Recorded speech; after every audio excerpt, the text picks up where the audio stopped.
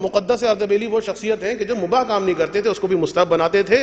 ان سے کسی نے یہ سوال کیا، ایسی ہستی، ایسی شخصیت سوچ لیجئے گا. ان کا نام مقدس نہیں ہے، احمد ان کا نام ہے، ملا احمد.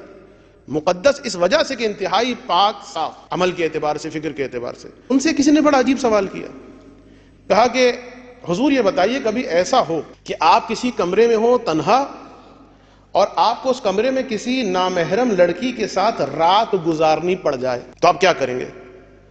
مقدس اردبیلی نے جواب دیا، میں دعا کروں گا کہ پروردگارہ ایسا وقت آنے سے پہلے مجھے مار دے.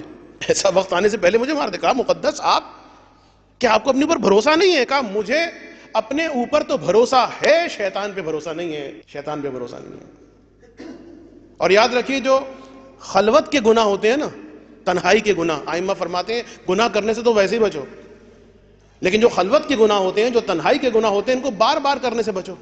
ہو گیا توبہ کر لی، پھر ہو گیا توبہ کر لی، توبہ توبہ توبہ، بار بار کرنے سے بچو. اس لیے کہ کبھی بھی ایک وقت آ سکتا ہے، توجہ کیجئے گا، کہ خدا اپنی رحمت کی نگاہ تم سے ہٹا دے.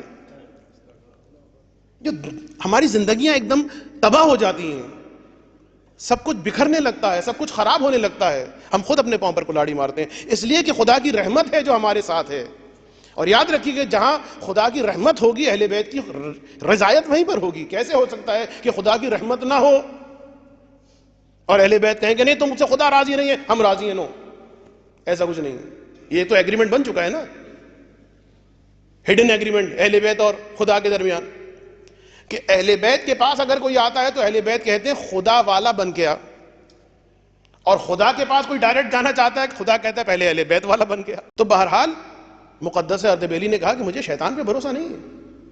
تو پہلی بات شیطان نے کہی کہ اے نبی اللہ، ایک موقع یہ ہے کہ جب انسان تنہائی میں اس طرح سے کہ کسی کا آنا جانا نہ ہو. ایک مرتبہ آپ آفس میں بیٹھے ہوئے، کمرہ ہے اور سامنے نامحرم ہے، وہ ورکر ہے، وہ بھی کام کر رہی ہے، آپ بھی کام کر رہے ہیں، لیکن آفس کا روم ہے، آ رہے ہیں جا رہے ہیں لوگ، وہ کوئی مسئلہ نہیں ہے. اس طرح سے تنہائی ہو، کسی کے آنے جانے کا بھی احتمال نہ ہو، پھر شیطان جو ہے وہ گناہ کروائے گا. اور دوسرا موقع جو شیطان نے بیان کیا، اور وہ دوسری چیز ابلیس نے کہی، شیطان نے کہی، اے نبی اللہ، جس وقت کوئی آدمی غصے کی حالت میں ہوتا ہے، جس وقت کوئی آدمی غضب کی حالت میں ہوتا ہے، غصے کی حالت میں ہوتا ہے، تو وہ میرے ہاتھ میں کھلونے کی مانند ہوتا ہے، جو گناہ چاہوں سے کروا لوں. بس یہ غصہ وہ چیز ہے کہ اسے ہمیں سمجھنا ہے، مذاق نہیں عزیزو. یہ غصہ ہے کہ جو بڑے بڑے قتل کروا دیتا ہے. میرے پاس تو بہت ساری مثالیں ہیں آپ کے اپنے ملک میں اندر، اگر آپ ہندوستان سے تعلق رکھتے ہیں، ورنہ پاکستان کے اندر، دوسرے ممالک کے اندر قتل کے پیچھے کیا ہے؟ غصہ ہے. روایت کے اندر ہے کہ جو آدمی اکثر، سنیے گا، اکثر اس کی شہوتیں اس پر غالب آ جائے کرے. شہوت آئی، ایک مرتبہ گناہ کر دیا، شہوت آئی وہ حرام سائٹ دیکھ لی، شہوت آئی وہ حرام نگاہ ڈال لی. جس کی شہوت اکثر اس پر غالب ہو اور جس کا غصہ اکثر اس پہ غالب ہو. غصہ آیا، منہ سے جو آیا بک دیا، غصہ آیا جو کہنا تھا کہہ دیا، بیوی کو کہا، بچوں کو کہا، دوستوں کو کہا. امام فرماتے ہیں کہ وہ حیوانیت کے دائرے کے بالکل قریب ہے.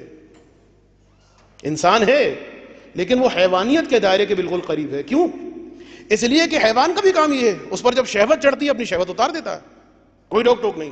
غصہ آتا ہے تو کسی کو کاٹ لیتا ہے، کسی کو پھاڑ دیتا ہے.